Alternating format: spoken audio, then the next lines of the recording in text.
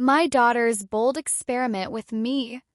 Thomas Halloway stood in the center of the messy living room, his small figure surrounded by the cheerful chaos of childhood. Toys were scattered across the carpet, crayons rolled beneath the coffee table, and colorful drawings clung to the walls like proud little trophies.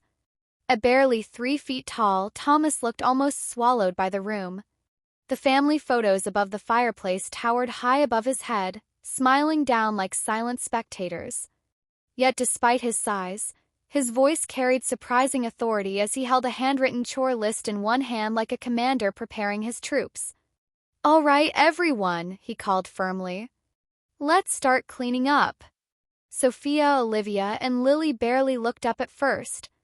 Their attention was still buried in games and laughter. "Sophia, dishes please," Thomas continued, pointing toward the kitchen. "Olivia, you're on living room duty. And Lily, sweetheart, can you put your dolls back in the toy chest?" The girls' heights made the moment almost comical. Despite being the youngest, Lily already stood nearly eye to eye with many adults at 4'7". Olivia, only 9, had already stretched to 5'2". And Sophia, the oldest at 12, was an impressive 5'5". Thomas often wondered if their father must have been incredibly tall. The girls were clearly destined to tower over their mother one day. Responses came in different styles. Sophia simply nodded, calm and unbothered. Olivia sighed dramatically but started picking things up anyway. Lily gave an enthusiastic okay before scooping up her dolls.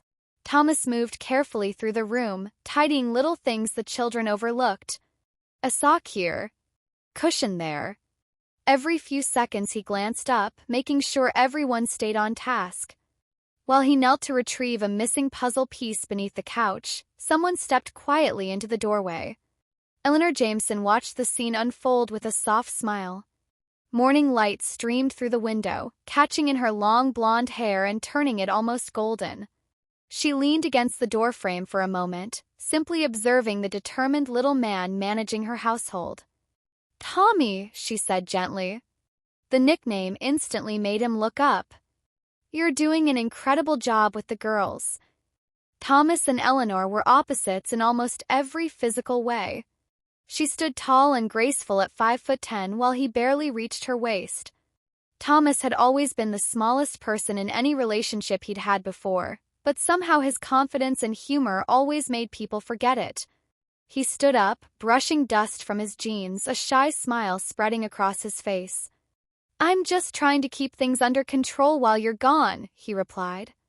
Eleanor stepped across the room, carefully avoiding crayons and coloring books, and wrapped her arms around him. In her embrace, the top of his head rested just below her chest. She leaned down and kissed his forehead warmly. "You'll do great," she said softly. "You always do." Thomas felt his shoulders relax at her words. "Just remember," Eleanor added with a smile, "they love you even when they're testing your patience." "Thanks, Elle," he said sincerely, leaning into her hug for a moment. "I won't let you down." She stepped back slightly, her hands resting on his arms as she gave him a playful wink. "My knight in shining armor," she teased. Then she gave his shoulders an encouraging squeeze. "Now go remind those girls who's in charge." Thomas turned back toward the children with renewed determination. His size might have been small, but his spirit certainly wasn't. "All right, team," he called out. "Let's finish this mission." His tiny household brigade continued their cleanup under his watchful eye, the room slowly transforming from chaos into order. The kitchen clock ticked steadily as Thomas sorted through a colorful stack of plastic lunch containers on the counter. His small hands worked with practiced efficiency, matching lids with their proper boxes. "Tom." Eleanor's voice broke through the quiet. Something in her tone made him pause. Thomas turned around slowly. Sunlight streamed through the window behind her, outlining her tall figure in a soft glow. "What's wrong?" he asked. Eleanor hesitated. Then she sighed and met his eyes. "I just got a call from work," she said. "There's a last-minute business trip, and I'll need to leave for a few weeks." Thomas felt his chest tighten instantly, as if the air had been squeezed from the room. This was it. The moment Thomas had both dreaded and secretly prepared for. He swallowed nervously, forcing a brave smile as he imagined himself standing at the helm of a ship, guiding it through unfamiliar waters. "A few weeks," he repeated slowly, drawing strength from the thought. "I can manage that." "Are you sure?" Eleanor asked gently. She stepped closer, her presence warm and steady, like a calming anchor against the nervous flutter rising inside him. "It's not just the girls," she continued softly. "It's the entire house. I don't want you feeling overwhelmed." Thomas lifted his chin slightly. "Hey, look at me," he said. He straightened his posture, squeezing every bit of height and confidence he had. "I'm ready for this. We're a team, right? And teams trust each other to step in when things get tough." Eleanor's expression softened, pride lighting her eyes. "Right." She reached out and smoothed a wrinkle from his shirt, a simple gesture that instantly steadied his nerves. "They're lucky to have you." "Well then," Thomas said with a small flourish as he snapped the last lunch container shut, it settled. "We'll be just fine." He gave her a playful grin. "You go conquer the business world." The rest of the day filled with the sounds of preparation and departure. Suitcase zippers buzzed closed. Wheels rolled across the hallway floor. Doors opened and shut as Eleanor gathered everything she needed. Thomas helped with the luggage, lifting bags far heavier than his small frame suggested he could manage. He kept the mood light, cracking jokes and promising movie nights and special dinners while Eleanor was gone. But beneath his cheerful energy, a knot of tension twisted quietly in his chest. Finally, the moment arrived. Eleanor paused in the doorway, the fading sunlight behind her forming a soft halo around her tall figure. Thomas stood beside her.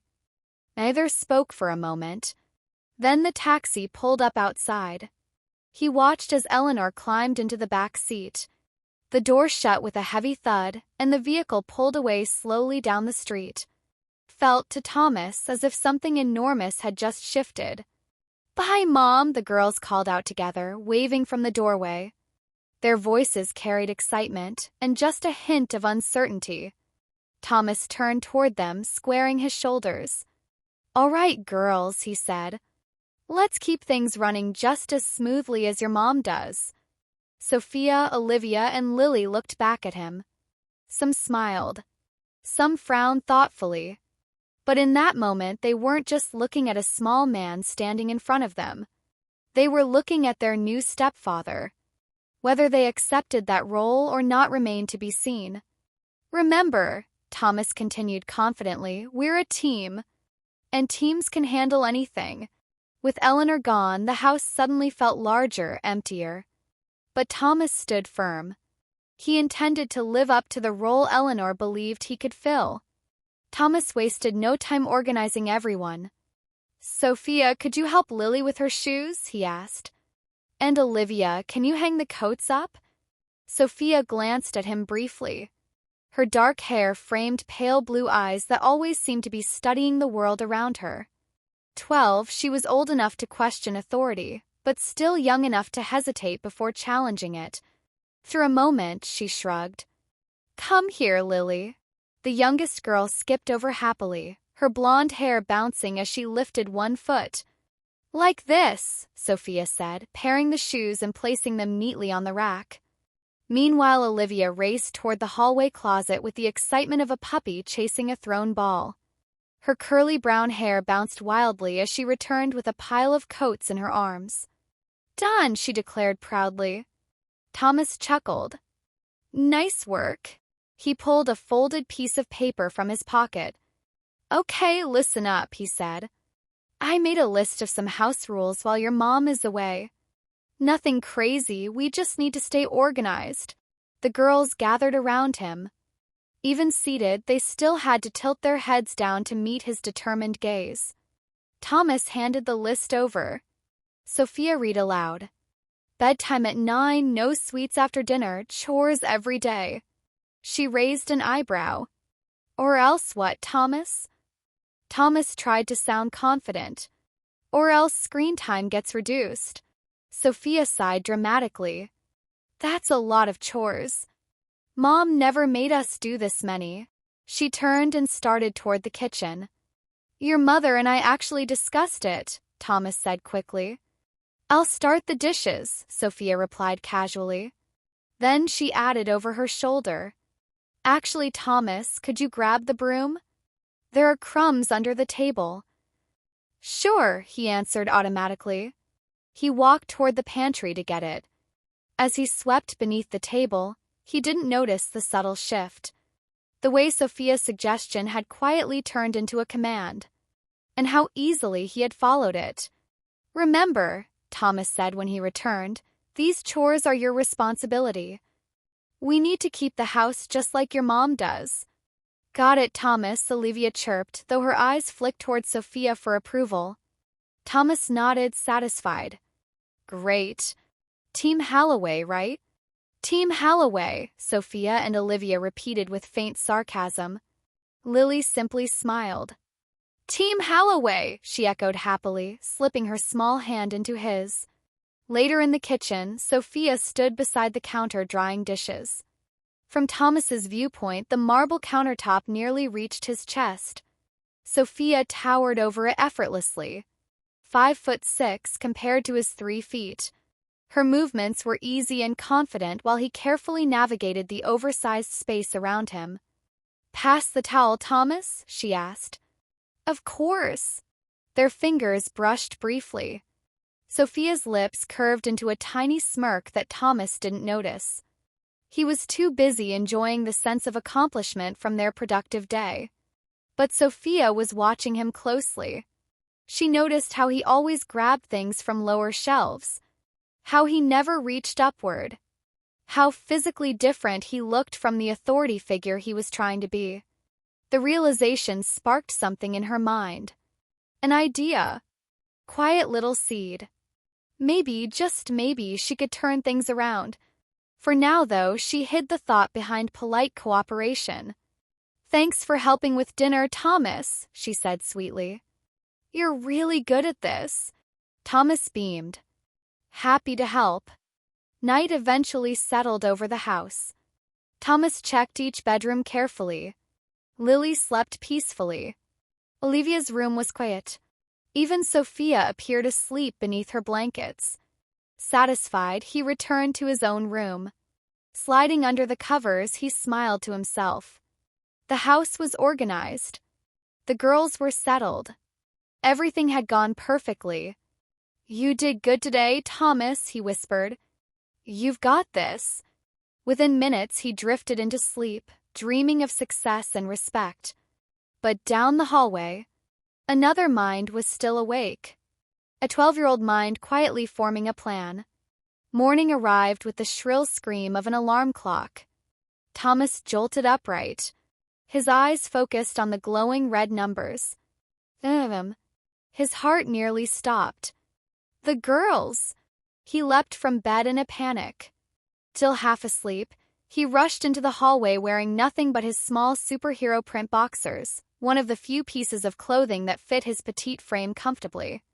His bare feet slapped against the cold floor as he ran toward the kitchen. Girls! You're going to be late. He froze in the doorway. Sophia, Olivia, Lily.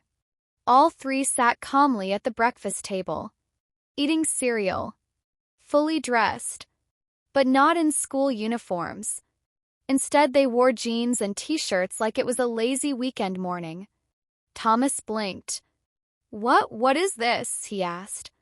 You're supposed to be getting ready for school. Sophia looked up innocently, milk dripping from her spoon. School. She tilted her head. Oh, didn't we tell you? It's an inset day. No school today. Thomas frowned. Relief mixed with suspicion in his chest. An inset day? Why hadn't Eleanor mentioned that?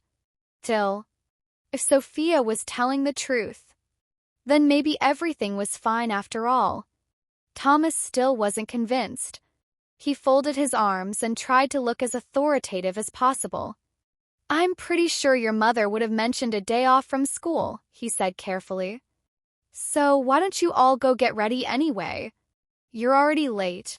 The girls continued eating their cereal, spoons clinking softly against the bowls. Thomas stood there awkwardly in the kitchen doorway, suddenly aware of how ridiculous he must look. An adult man in superhero print boxers attempting to lecture three nearly grown girls about responsibility. Sorry, Tommy, Olivia said with a sweet but mischievous grin. The nickname stung. It sounded playful on the surface, but there was a teasing edge behind it. Thomas cleared his throat, feeling warmth creep up his neck. Just get ready, he insisted. Realizing too late how absurd the situation looked, he turned quickly and marched back to his room to get dressed. If he wanted to regain control of the morning, the first step was at least looking like the responsible adult he was supposed to be. When he returned, dressed properly and trying to gather his confidence, the girls were still sitting around the table. Sophia leaned back in her chair, studying him with a thoughtful expression. I said get ready for school, Thomas repeated firmly. Sophia's blue eyes narrowed slightly. You really think you can make us do anything? She asked. Her voice wasn't loud, but the challenge in it filled the entire kitchen. Look at you, she continued with a faint scoff. You're barely tall enough to ride half the rides at an amusement park. Enough, Sophia, Thomas snapped. His voice came out sharper than he expected. This isn't a joke. I'm in charge while your mother is away. Sophia stood slowly. She was tall, taller than he remembered noticing before. When she stepped closer, the difference between them became impossible to ignore. Thomas straightened his back instinctively. Sophia bent down slightly, bringing her face level with his. Are you? She asked quietly. The room went silent. Behind her, Olivia and Lily watched with wide eyes, unsure whether they were witnessing an argument or the beginning of something else entirely. Thomas tried to hold his ground. I'm responsible for you three, he said. Your mom trusts me.